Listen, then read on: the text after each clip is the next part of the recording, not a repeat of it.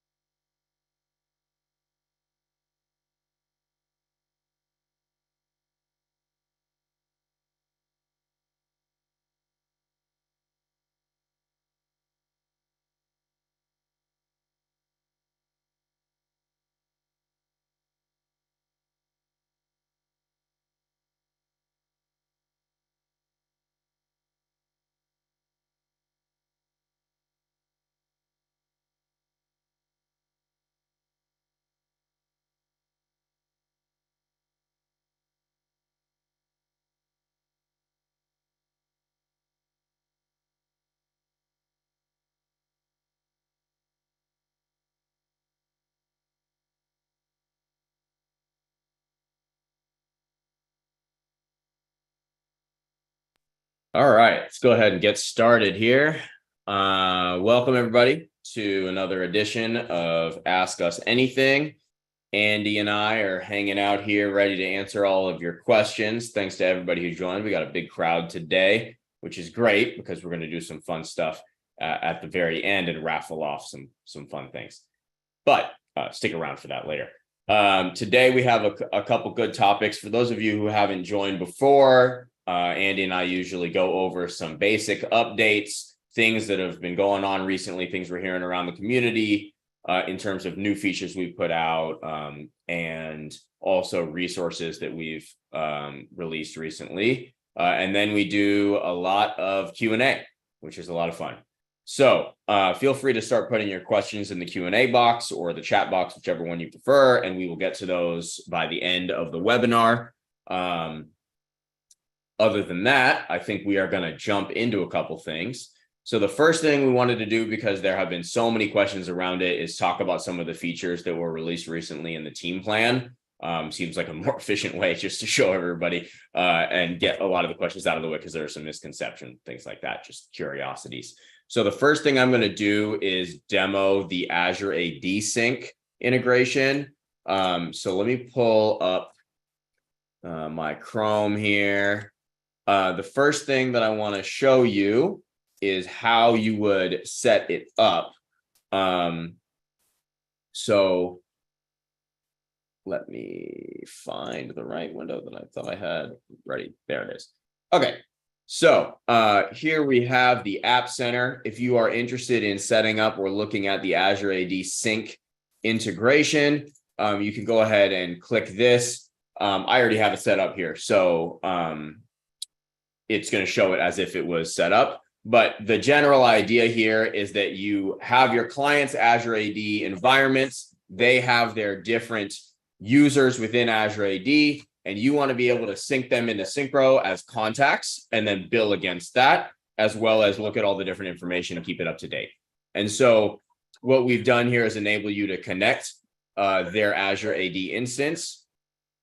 Over here, you just enter a tenant ID. You can ignore departments. We have some new changes coming here as well. I'm sure that'll come up in the Q&A, where you can also only include certain departments. For example, you can choose whether you want to sync guest users or full members.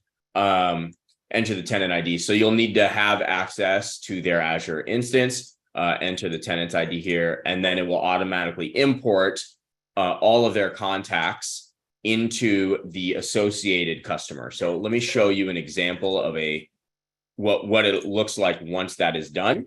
So here I have an example business. They have their own Azure license. You'll see it does a couple things. So it uses some custom fields that are automatically added to the customer. So it'll pull the Microsoft Secure Score from Azure for that instance. It'll pull the number of licensed users and active users. It will also automatically create contacts for you. The unique value here is on the email address. So that is what it uses to map one-to-one from the Azure AD instance to your Syncro contact. So the email address has to match in both. If they do not exist in Syncro, it will pull them into Syncro and create them for you. Otherwise, it'll just update their contact information. In addition to that, it pulls these 4 fields. So it'll pull their main Azure license, so you can bill against this as a dropdown, and you can use the recurring invoices to dynamically bill against that value in the dropdown.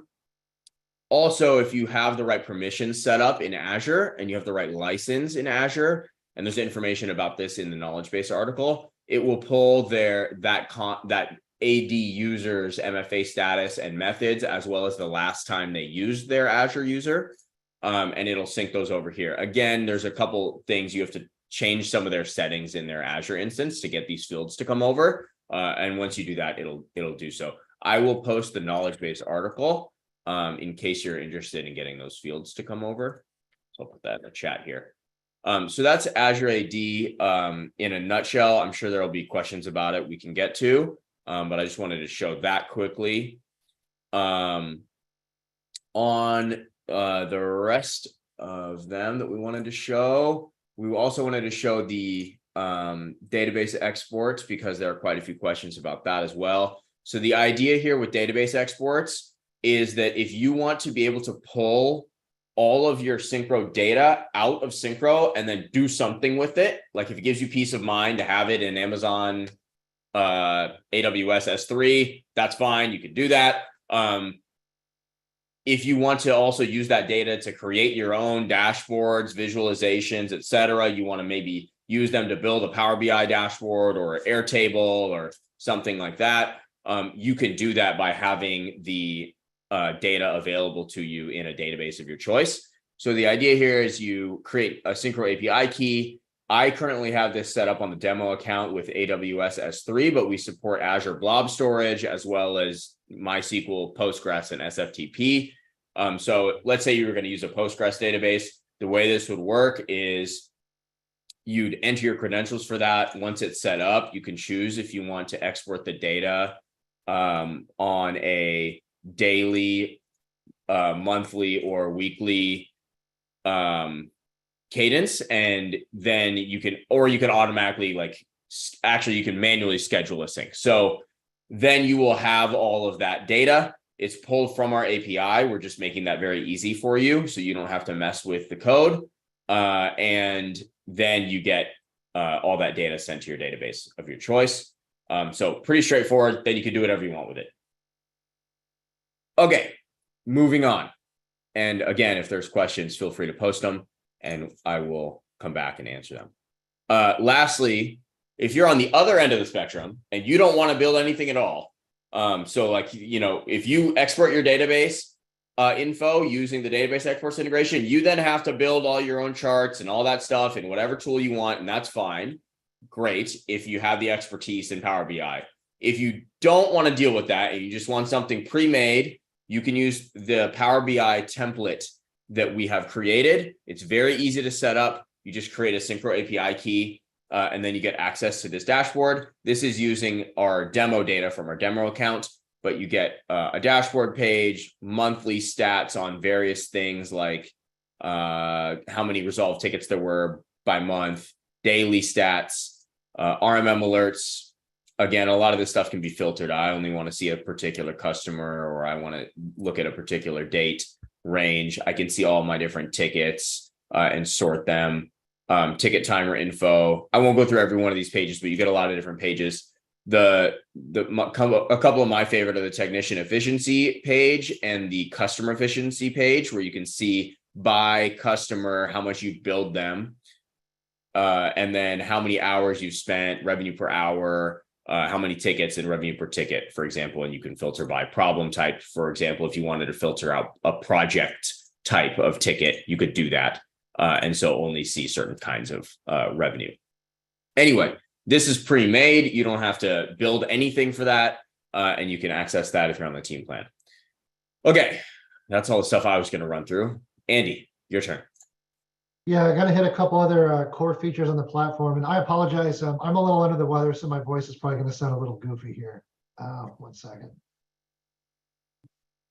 All right. So first thing is the ticket view assignments. Now, we rolled out this new UI for ticket views. This is available to everybody, this portion here, a couple weeks ago. Basically, it lets you set the order that your ticket views are going to come in and appear. You can set your defaults here, and then you can pin and unpin views, which mean they'll basically appear in your list of drop-down views or not, regardless if they exist. Then you can edit them and delete them just like you always could. Excuse me. So the new part is this team views here. And basically, I've got some dummy data in here, but basically every single view can have technicians assigned to them or removed from them. And there's two different ways to do it. You could do it up here in these ticket views up top. And then down below, you'll see lists of your technicians. And as an example here, I've got a technician who can only see my VIP tickets. Here, I've got a technician who can see all of my ticket views except for the VIP tickets. And so basically, you can assign these text default views. You can say what's going to be pinned and unpinned. And then over here, you can physically define what views are visible to them and which views are not. And then that is done in conjunction with some new security group permissions, where you can physically set who can create, delete, edit, manage team views, who's allowed to pin and unpin views, and things like that. And then this works very good with our new ticket automation. So within ticket automations, under the team plan, we've added a new category. So everybody is basically hourly. This is what's included in the core plan. And then in the team plan, you also have a real-time automation for when tickets are created. So as a very, very basic example, this can get super deep in terms of what you can do. But I said, okay, if I have a customer tag, which is something also new that we added for all plans in the past month, if it includes VIP, meaning I've flagged certain customers in my Syncro instance as being a VIP customer. So every single customer that opens a ticket, regardless of the contact opening the ticket, I'm going to add this ticket tag, which is VIP. And that is what I flow back into this VIP tickets view that only this Bobby technician has access to and the HANA technician does not. So that's effectively how this works, and effectively how you can say, you know, this technician can work tier 1 type tickets. This technician is for tier 2. Onboarding stuff goes over to these technicians or these 5 technicians. It's all relatively easy to do with how this is set up. And the last element to this that I really can't show here, but I'll explain, is some updates to Splashtop. So Splashtop has some additional features under the team plan. One is supporting simultaneous logins to the same machine. Now, everybody has always been able to access as many machines as you want at the same time as a single technician. What this does is it allows multiple technicians, or if you've enabled your work from home licenses for many of your customers, and you want to remotely log on to a machine that your customer is also remotely logging on to, you'll both be able to do that simultaneously. That's a feature that wasn't available previously. Again, functionality of the team plan. And the other is multi-monitor support. Now, everyone has always had access to a toggle button, which exists in the header on Splashtop, and that lets you toggle between one monitor, and it basically just cycles through every available monitor. This is in addition to that. It's basically a single view that has multiple monitors in the same view, meaning you could take a window and drag it between monitors all within the same view. And then I know we're getting a lot of questions on this. So if you are on the team plan, that added functionality is also available to any of your customers that have work from home licenses enabled. So if that's something that you want them to have, they'll automatically get it when you're on the team plan. So I think that rounds out the team plan functionality. I'm going to go into some recent stuff that we've rolled out over the past couple of weeks. One thing we just rolled out today, actually. I'm going to show it here for the first time. And basically what we did was in August, we decided to hold off on our open submissions for our community-driven development track. And we basically repurposed those resources and just made a bunch of small updates and cleanup tasks around the platform, stuff we've been looking to do for a while, and we really just wanted to get it done. We're going to be starting our open submissions again in September. So this is basically the culmination of all of that. The first thing that, again, it's a Splashtop fix, so I'm not going to show it to you. But basically, I think folks thought that it didn't reconnect on reboot or loss of connection. It actually did, but there was a weird issue with it where it would have to reconnect within 5 seconds, or it wouldn't actively do the reconnection. And anyways, we worked with Splashtop on that, and we got a resolution for that. So now it should happen within 10 minutes before it times out, and you'll automatically reconnect if you disconnect for any reason, or if you reboot the machine, you won't have to wait for it to come back. You can just leave it up. It'll keep perpetually trying to reconnect for you. So that's live now. And then some of these smaller features, I know folks have been asking for this one for a long time. If you have CCs on a ticket, this wasn't necessarily a bug, but it also wasn't necessarily great design. Previously, if the end user replied to a ticket and they didn't reply all, meaning all the CCs that were included on the ticket they were sending back into Syncro, it would basically strip those off of the ticket itself. So now that no longer is the case. It doesn't matter if the end user replies all or not. The only way to remove a CC is if a technician physically goes in and removes them themselves. So I know that was a big thing, folks. It was causing some pain for folks, so I'm glad that we finally got that one out the door. Next one is pretty cool. We had a lot of folks saying, hey, it'd be really nice if we had an open RMM alert and we could create an automated remediation right from that. So we've added that ability here with this generate automated remediation item here.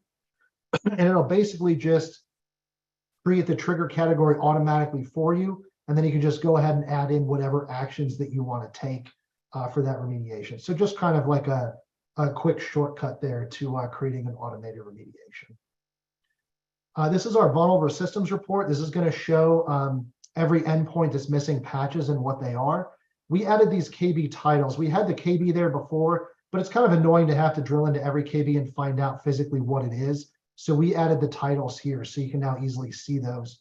And you're going to know exactly what's being installed when you do press that install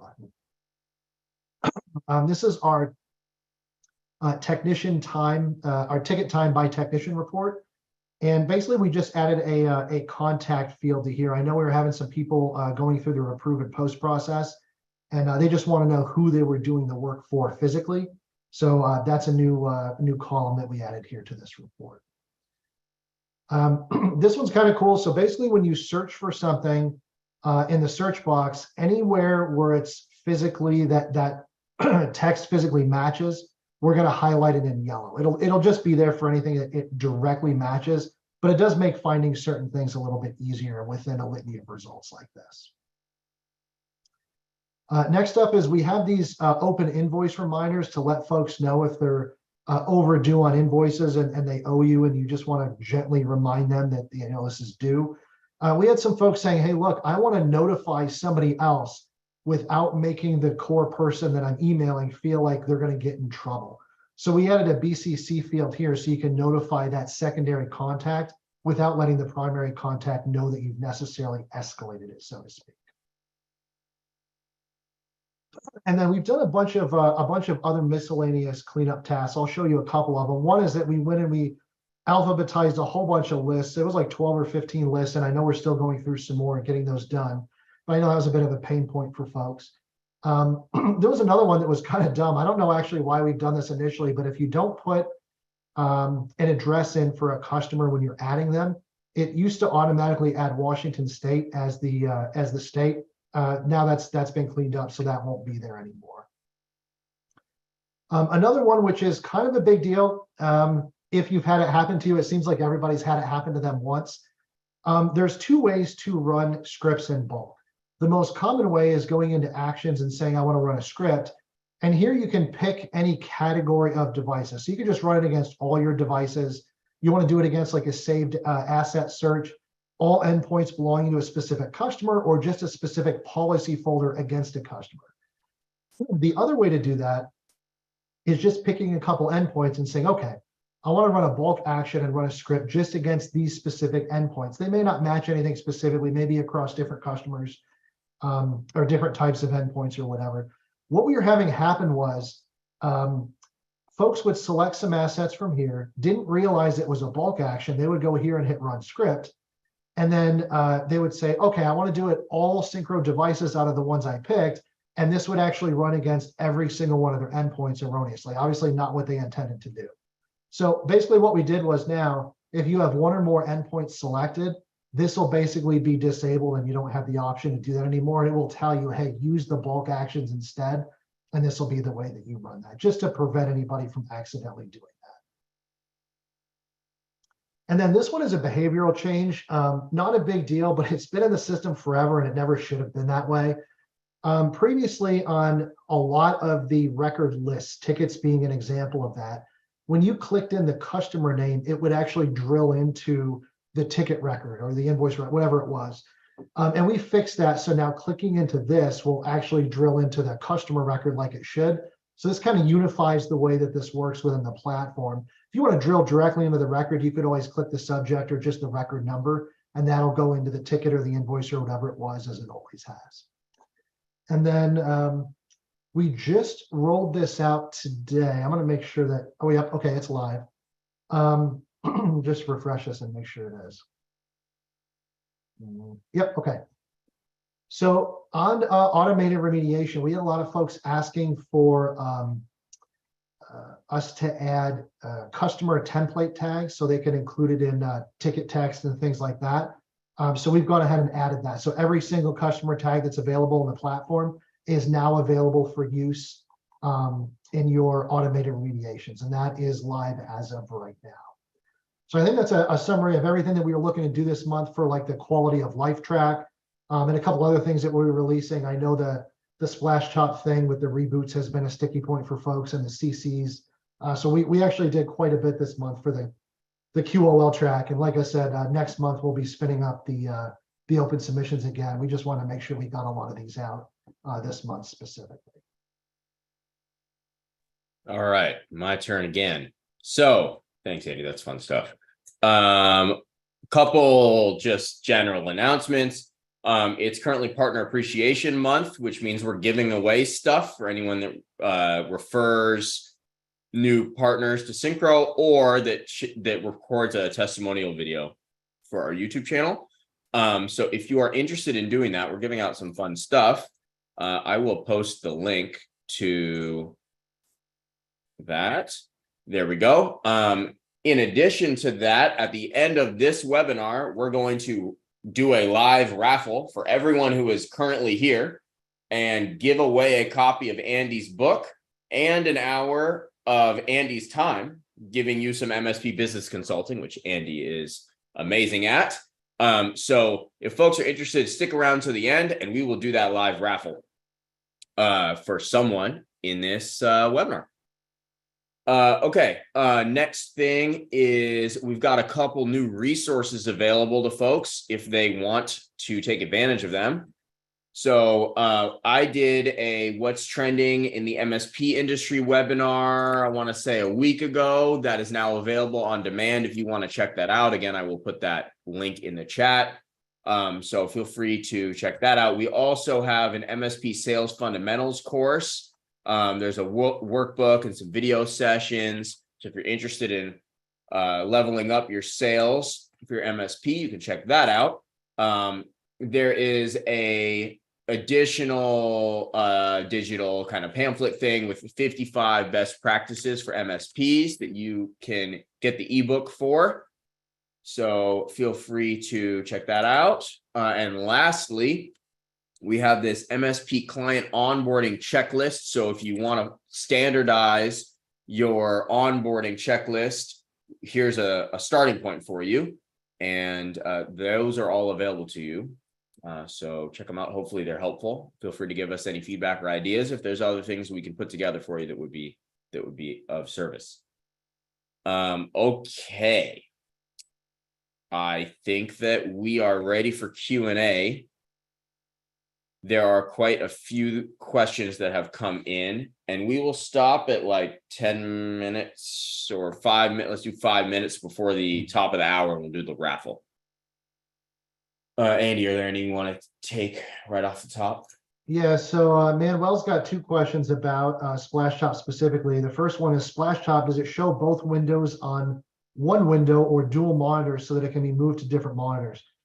On the team plan, it will show all monitors in a single window, although you can separate them. So like if you wanted to full screen one and full screen another on dual monitors on your end as the one connecting, you can do that also.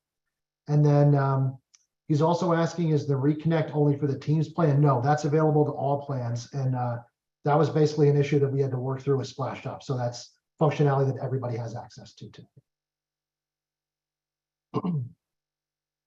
We had a question which I answered already. Is there a KB article for the Power BI integration? Can you provide a link? And yeah, I'll put that in the chat. I did answer that already via text, but there is the link to the KB. Trying to see if there's anything specific to the team plan. I don't see too many.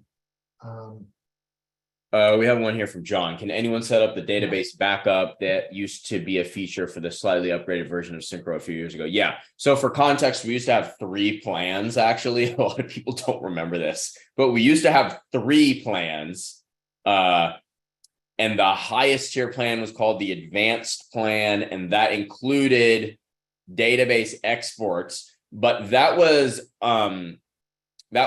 different. What that was a Dropbox integration, and you could only export a certain subset of things. And I believe it was either, I want to say it was like daily or weekly, how often. And it exported them as CSVs. So anyway, we deprecated that pricing plan. We went to 1 pricing plan. Now we've relaunched. Now we have 2 pricing plans. It's a little bit simpler. This database exports integration does a lot more. It's a lot more useful than that old thing. And so, yeah, because it integrates directly with a database, which then means you can use it to build live dashboards and whatnot.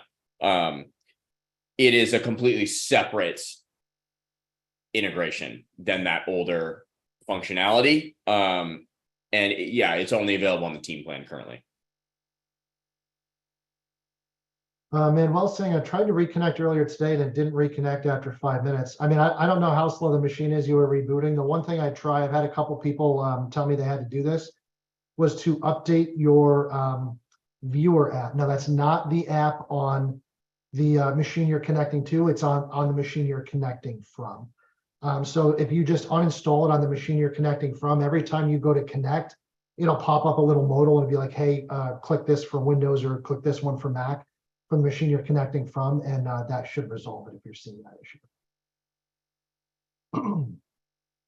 All right, I'm going to just go through the list then. There's nothing, I don't see anything else team specific.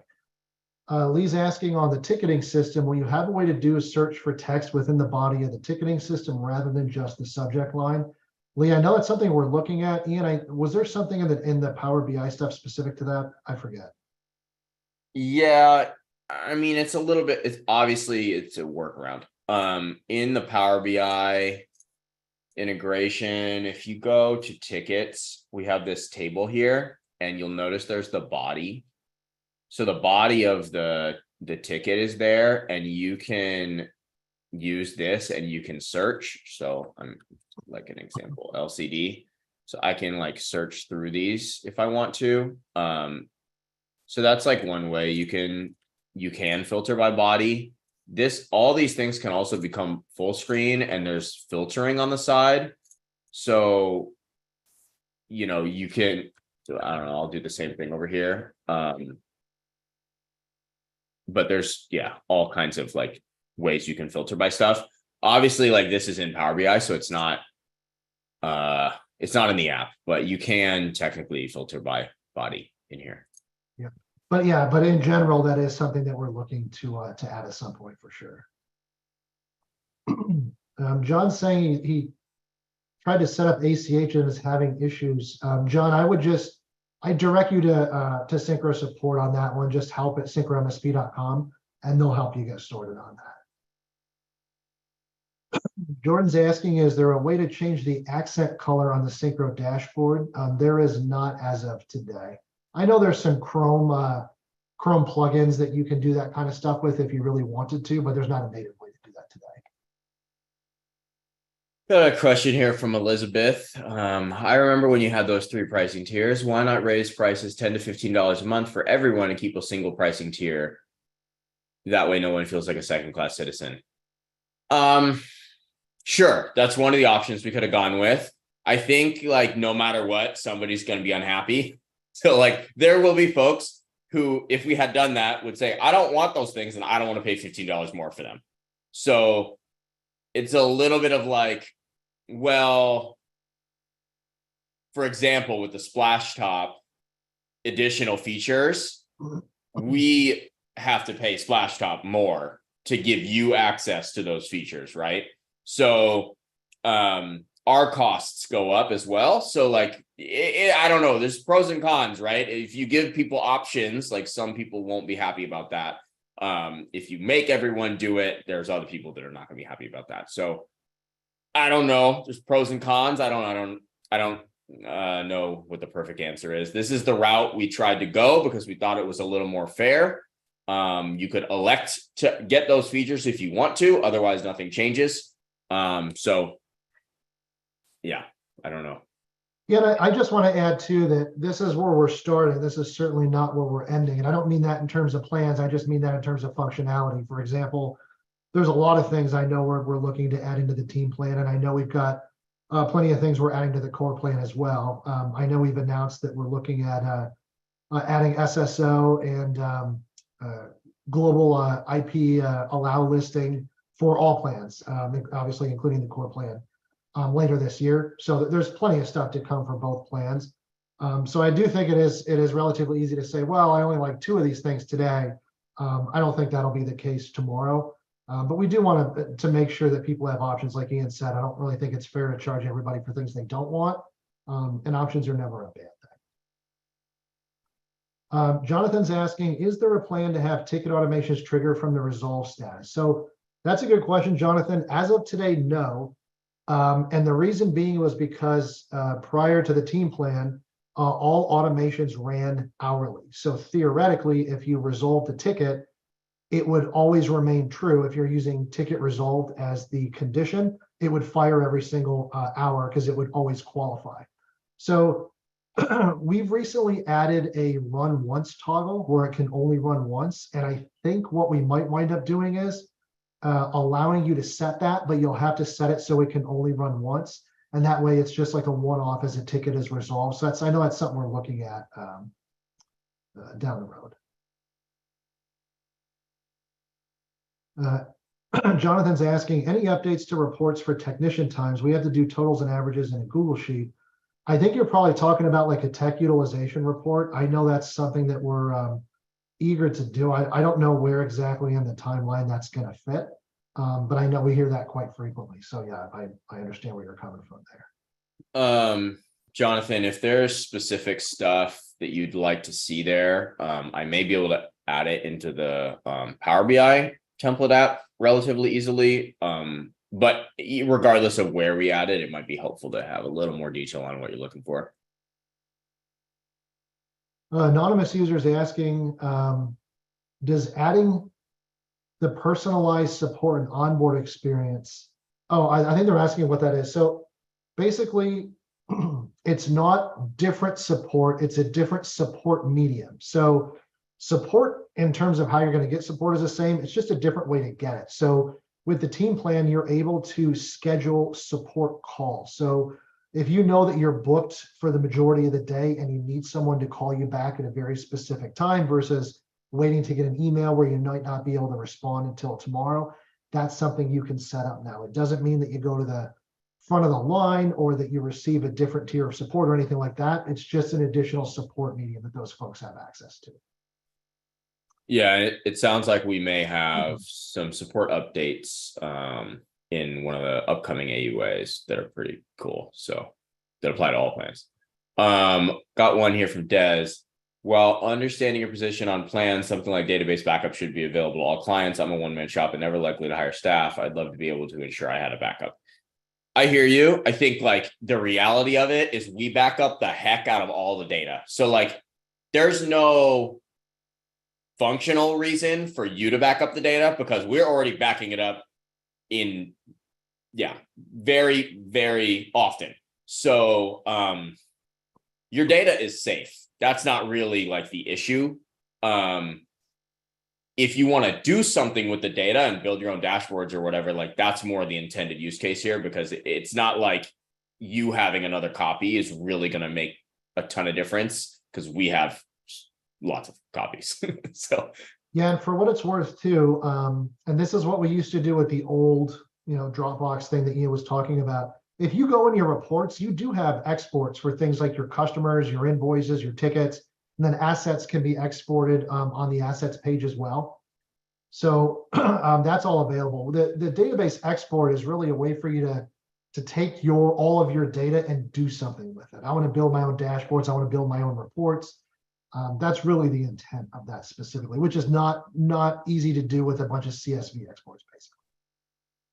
Got a question here from James about adding more Syncro Zapier options. So I'm the one that's been like kind of doing that when I have free time, which is not very often. I will say that it's quite easy for me to add Zapier options for creating objects in Syncro. So like I already added a bunch of new ones, such as create contact.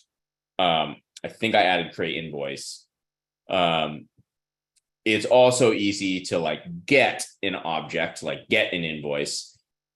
What is not that easy, just given the limitations on our API, is when something happens in Syncro. So that's where I'm a little limited. But if you have particular requests, you can send them to me, and I'm happy to work on them when I have free time.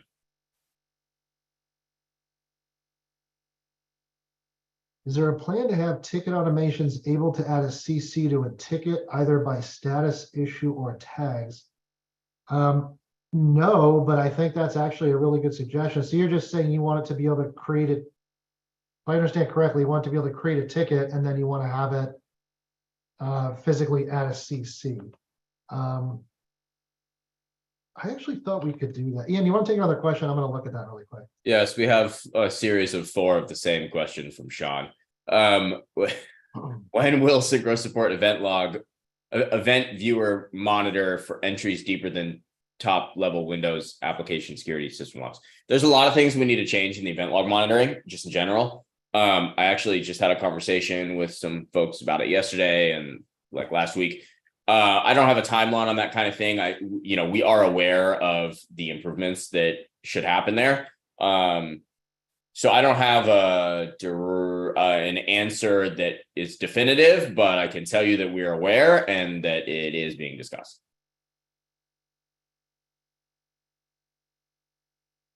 Okay, Jonathan, you're right, it's not there. So do this for me. Go into our community forum and into our feature request category, add that there and ping me on it, because I think that is a great suggestion. I know just what you're after there. So yeah, set that up and then I'll follow up on that there.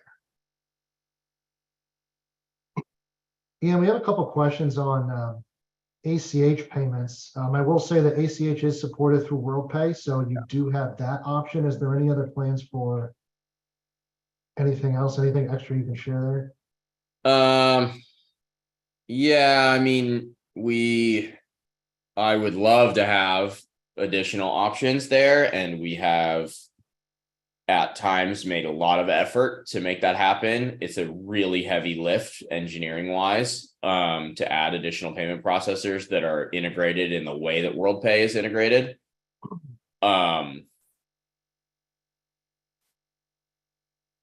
It is not at the top of the list compared to other things folks are requesting. And because it is such a heavy lift, that is why it often doesn't happen. That being said, I will be the first to admit we should have more options, and it would be hugely beneficial.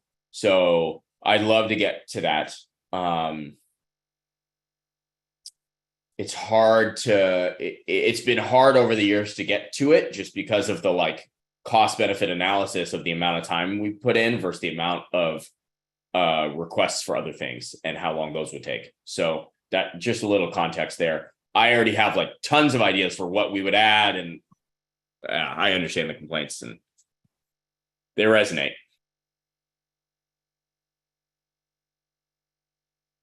Are the Ian, I wouldn't know this one. I think you probably would. Are the built-in backups that you do sync to multiple locales? I guess they just want to know if it's spread out across multiple geolocations. Like in our server infrastructure? Yeah. Yeah. Tanner's asking, is it possible to set up a ticket automation based on a contact for our customer using customer tag, not the actual company contact? On the contact. Okay, so you want it on a specific, no, actually it's not available today.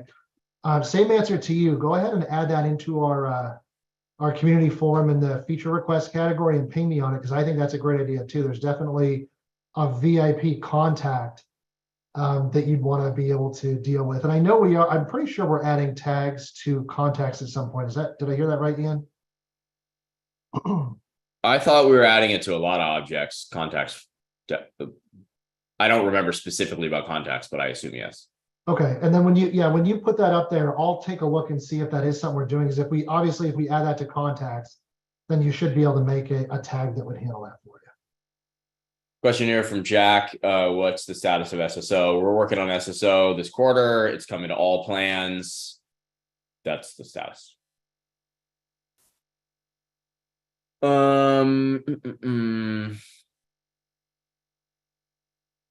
It would be, all right, so somebody's asking about, it would be nice to have a checkbox to allow deleting Syncro contacts that are not in Azure AD. Ooh, so many edge cases.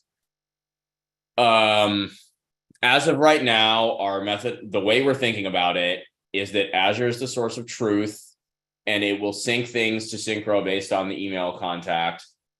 The email address being the same.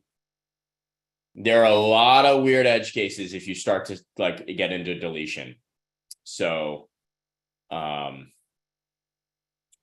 example, what if you don't have complete control over like that Azure instance and someone else has admin access and they go delete them, and then you lose somebody in Syncro and you don't even know. Which also, if you're automating billing, would change how much you're billing that client. There's a lot of things there. One thing that I would like to add is like the ability to multi-select contacts to delete them, but which could help that.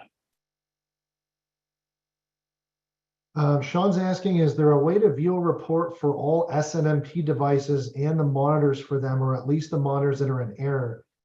No, but you shouldn't really. if it's working, it shouldn't ever fail. If it fails, it would fail globally, like you lost access to the device or something. So when you add those monitors to your SNMP device, it will in real time show you if it fails or it's not a real OID or something like that. So there's not a report, but I don't think you should need it because you should never get an error unless you just added a bunch of stuff and then didn't like check as you were adding them if those were legit OID values. Jack's asking, he says it would be nice if you could archive retired devices to remove from asset list, but the history would stay. Yeah, this comes up all the time, and I agree. No need to open a feature request on that one. I know that we're definitely looking at something for that specifically. Let's see.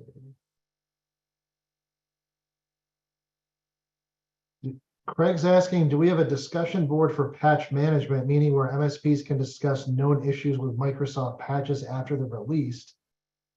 I don't think we have a specific forum for that, but you could just go in our community forums for that specifically, or if you use our Facebook group also, people respond. You'll put it up and you'll have like multiple responses in minutes. Our community is super, super helpful. So either one of those, and you'd be able to get answers there pretty quick. A question from YouTube. How about script exports? So I assume you mean you want to back up your scripts from Syncro to somewhere. I would suggest the opposite, actually. Like I would suggest writing your scripts and storing them in something like GitHub so that you have version control and then putting them in Syncro based on that.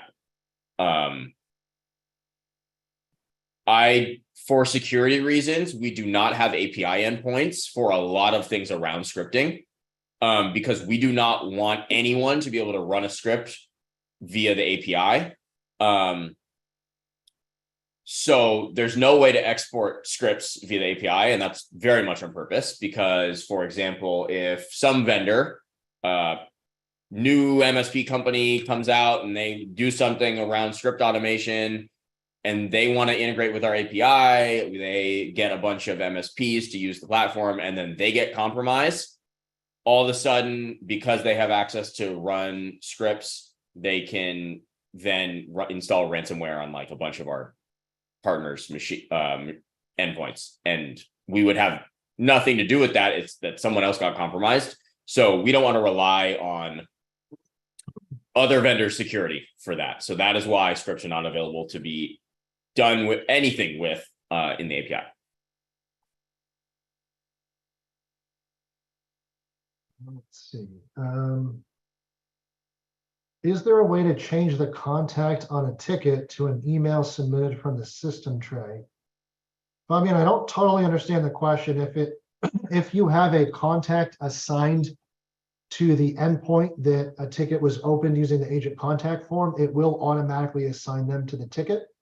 If somebody else's information is input into there, it will still open for that contact, but it will put their information at the bottom of the ticket. So if you need to like add them as a new contact or the machine switch ownership or something like that, it does that so you can go ahead and update that. So ask a follow-up question on that because I may not be totally understanding what you're asking, but I think that was it.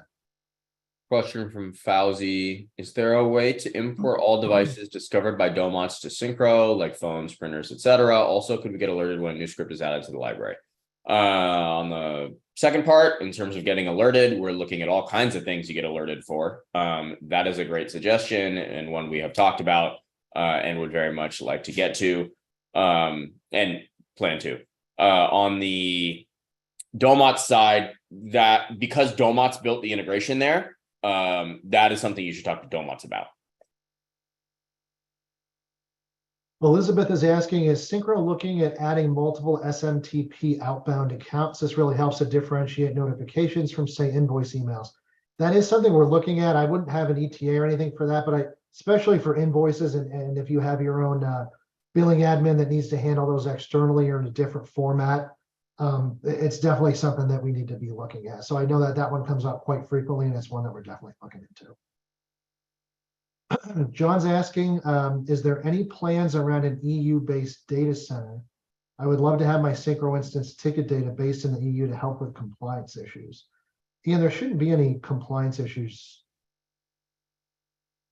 No, it shouldn't. because we're meeting all Shouldn't the be any DHS technical requirements. compliance issues, no. Yeah. If there's something specific that you think like we're not meeting that you need to be meeting, definitely let us know. But I don't think you should be experiencing any compliance issues now. So the answer to that one as of today is no.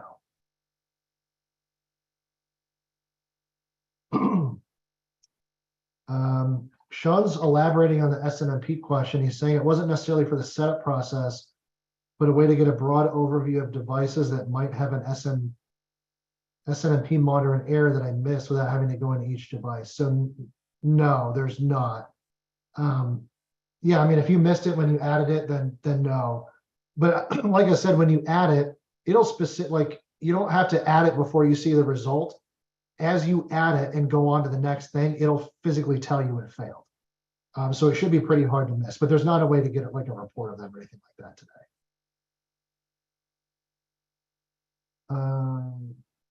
Yeah, we've got somebody talking about the change where you click the customer name and it goes to the customer. They're saying that's a good change, but they need to break some habits. I agree. That's a tough one because it's been that way for so long.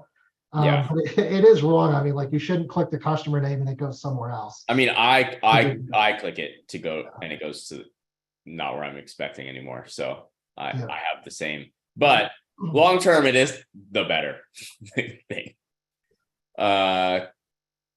Question from Alan. Is there a way to add products used to an invoice from the products list? Yeah. Isn't that? I'm not sure I understand. Yes. Let me pull up the demo account. I think I'm understanding what you're saying. I can do it if you want really quick. Here. Oh, you got it? Yeah. So right here, if this is what you mean, you can just add, I don't know what stuff I have in here. Oh, trip charge, whatever. This all comes from your products. So you should just be able to create them ad hoc to an invoice if you need it. Doesn't have to roll through a ticket if you don't want it to. If that's not what you meant, let us know. But if that is, and you can even add up like a manual item from here if you want to. And this is also where you do bundles if you want to bundle stuff as well.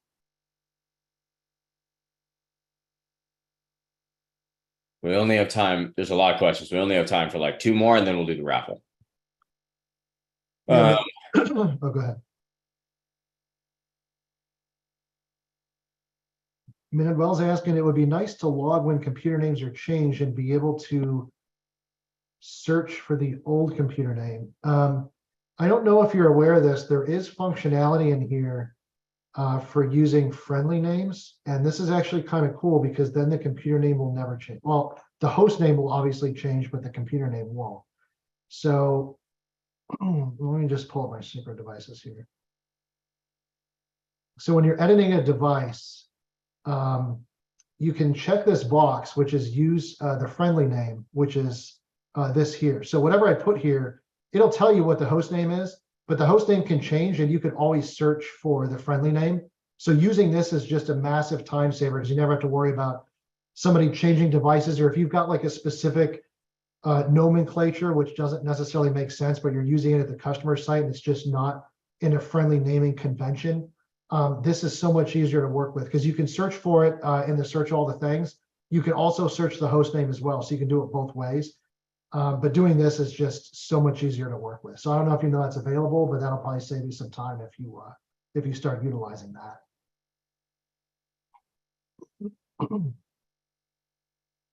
Craig's asking, will there ever be an option to make a device inactive? Yeah, I think archiving an asset is what we're looking at there. And I think the best solution would probably be to archive it and have it turn into like an informational thing only where there's no actions you can run against it. It just has the historical stuff in the machine. So it is something we're looking at. Ian, you want to roll into the raffle? Yeah, let's do the raffle. Okay. So we had a couple folks drop off, but then we had some folks join. I'm going to say at this moment, there's 44 active watchers that I can tell what their name is.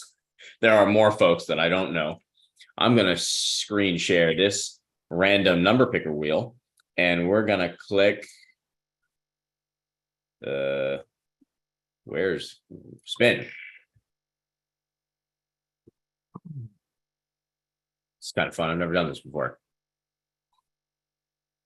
All right, 14. Okay, so that means I gotta go count here. Well, give me 1 second.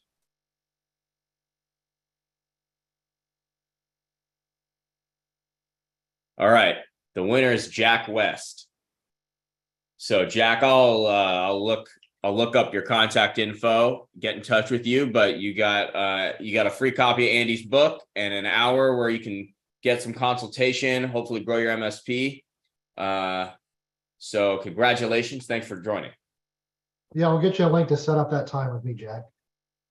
Sweet. Well, thank you, everybody. Thanks for joining. Thanks for asking all your awesome questions. And these are always fun. So join us for the next one. Have a good day. See you guys next time.